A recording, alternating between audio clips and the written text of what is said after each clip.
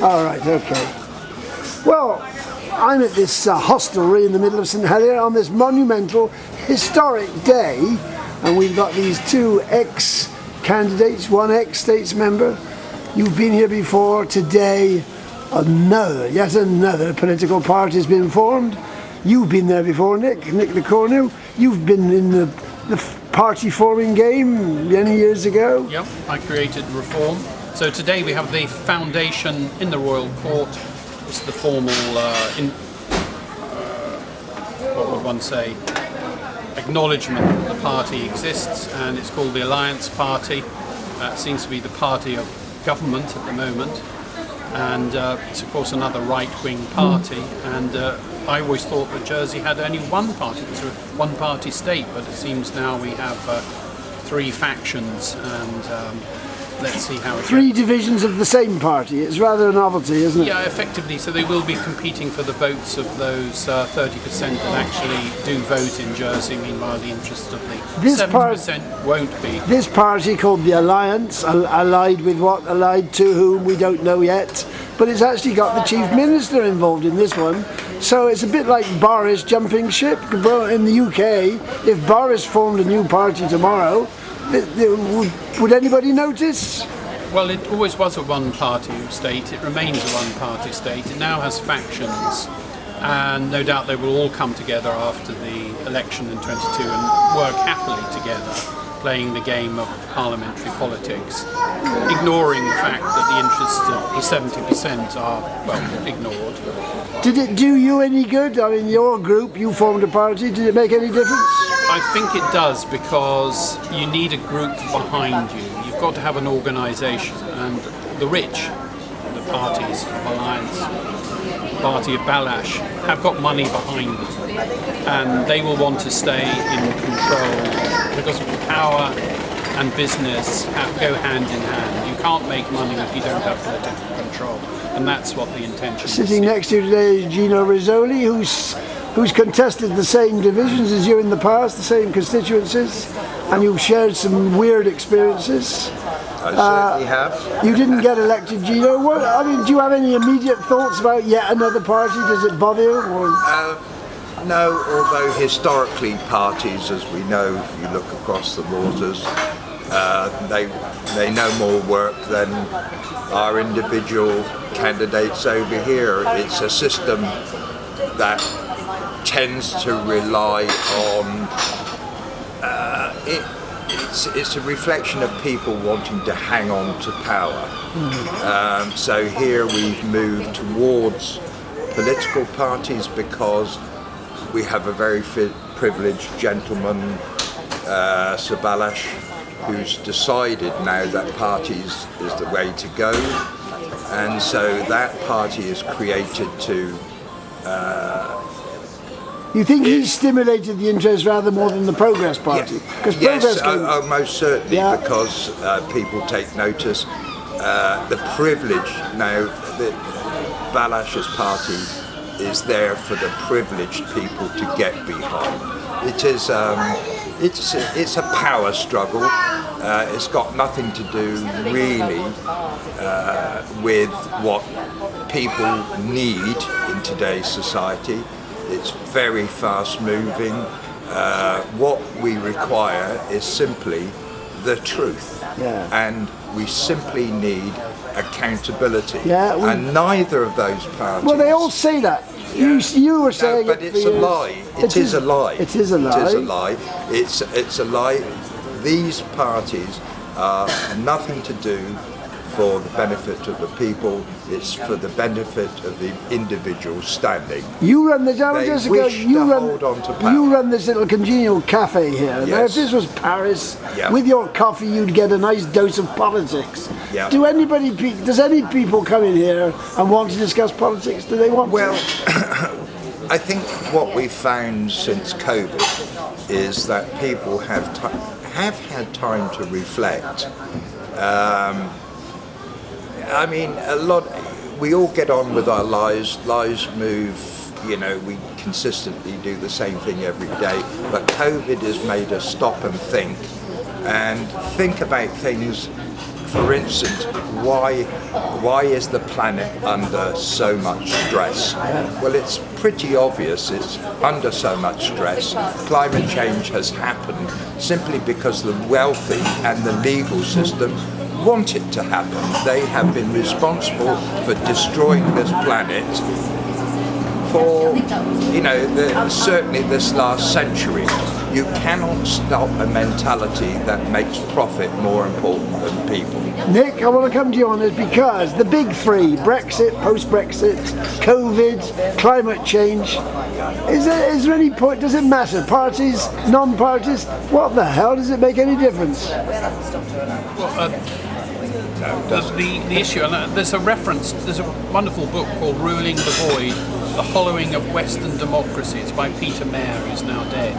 But this is the problem. Well, he's a hero now he's dead. Yeah. That's the way it works on the left. Yes. Well, I don't know whether he's on the left particularly, but it's this idea of ruling the void. And there is a huge gap, which is disillusionment. It's the feeling amongst the people that they are not represented. We've got increasing polarisation, particularly after Brexit, after COVID. The realisation by working people, I hope, that governments just don't represent them. Those who rule are more obviously seen as a small minority who are running the show for themselves, nothing to do with the masses. But that's always so. This is what I can't get. You see, these huge, I addressed you, Brexit, COVID, and climate change. That's sort of focused the problem. The problems of the world are so immense, and there's loads of other things. Politics is irrelevant. It's irrelevant at the level which people have got any control on it. It happens. The question is agencies. Who's going to change things? What is to be done under? And it's not clear. I mean, in Jersey we've got this 70% voter abstention, which shows that the government lacks legitimacy. It doesn't really. What does it? You keep saying that. But the fewer people that vote, the better. At least they can claim to have representation. The fewer there are. Well, 70%, that's more diversity of view. You can't possibly represent 70% of the population. The fewer the better has always been the slogan of the establishment party, because they don't want engagement. Of course they from don't. Different social groups, from subordinate social groups. A new party launched today. I went down to the Royal Square as soon as I could get there, just after 10. All over and gone. It was formed no meeting with the public. 10:10. No meeting with the public. One photographer. You were there. You saw it. What was said? Anything? Nothing. Nothing. It was just a photo opportunity for the JEP who'd sent a photographer, and there was Deputy Ash and two others, a man and a woman, unfortunately. And a Frenchman as well, leading the party. We're led by a Frenchman now. Who's a British citizen. British citizen. And who defended the British gunboats when the French fishermen came here. So what can we say? He's a traitor to all. But I started by saying this is the Chief Minister of the island launching a new party, a party. It's so immense. If that would happen in the other, I'd like to introduce. I think there is a divide here, and and the working person is not really in the equation. I think there's a divide by the old established order of things, which is the legal system, the parish power, headed by Sir Philip Balash. And I believe Le Fondre and the second party is more to do with the corporate ideas of running an island. So there's a definite well, he wants to keep the show there. On the road, doesn't he?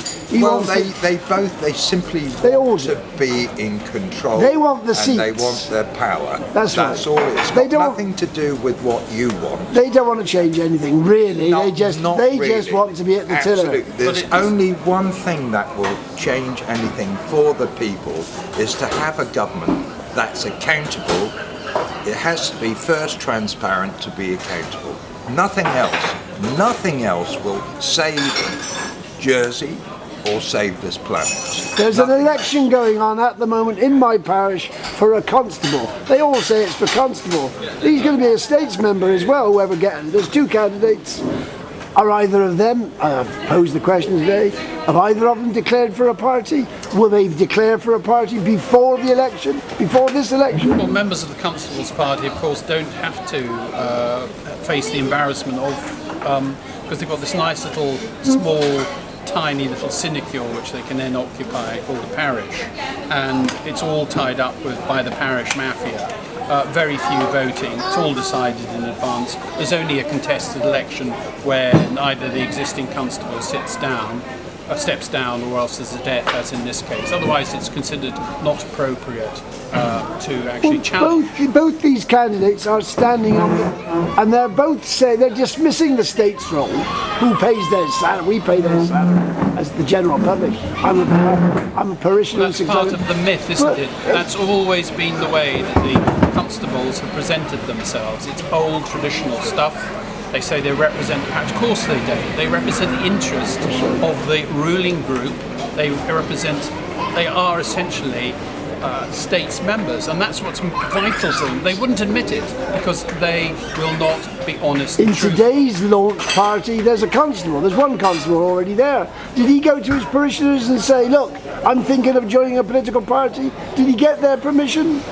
Well, that's quite interesting. Why did a constable need to join an existing political party? It didn't have to, but clearly it shares self-interest, similar... I would say. Self-interest. Well, I'm sure they're not going to face a contested election. Maybe they know there's a contested election. Will either of you two gentlemen be rushing to join any of the parties currently on offer? Only if I can persuade the head that to be transparent and to be accountable is the way forward. Accountable to who, though? Public. See, the public. The public. We love the life runs on diversity. Diversity is key. Small businesses are key to expansion.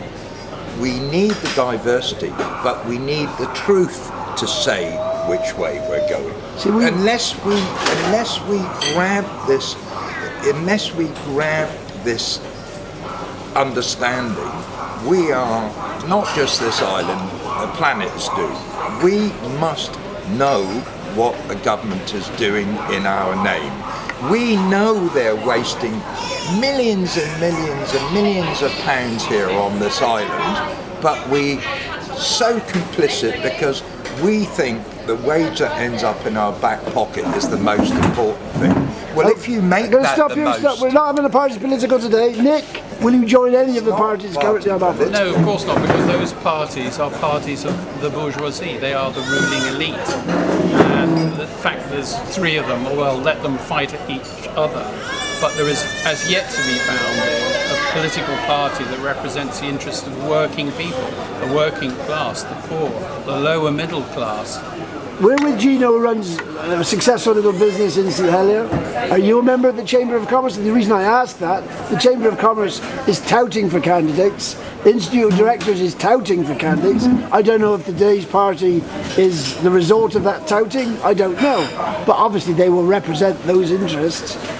Is that possible? Or is there going to be yet another party, the party of the Chamber of Commerce and Institute of Directors representatives? Is that what is going to be, another one?